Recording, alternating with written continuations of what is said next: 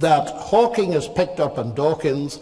I was even more amazed to discover when I debated Peter Singer just recently in Melbourne on the existence of God, that he comes up with the ultimate defeater for believing in God as an explanation.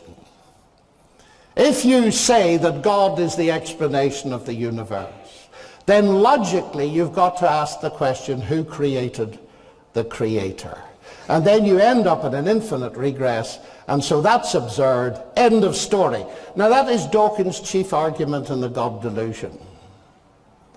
I can't believe that, ladies and gentlemen. Let's analyze it, the final bit of logic for this morning. If you ask the question, who created the creator, you presuppose the creator is created by definition. Philosophers have a name for that. They call it the complex question, in that it constrains the possible range of solutions without you realizing it. Who created the X presupposes that X is created. So it has no relevance to an X that is not created. Of course not. So you see, the question is, in Dawkins' words, a non-question. Because the Christian claim is, of course, that God is eternal. He never came to exist.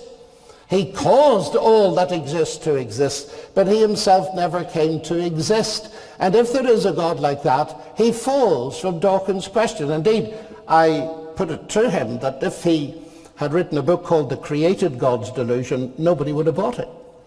Because we've known for centuries that created gods are a delusion. We often call them idols. But the question has a little twist, ladies and gentlemen. As I put it to Richard in one of our debates, you believe it's a valid question. And indeed, in your universe it probably is, because you believe that the universe created you. Now let me ask you your own question. Who created your creator? I'm still waiting for the answer.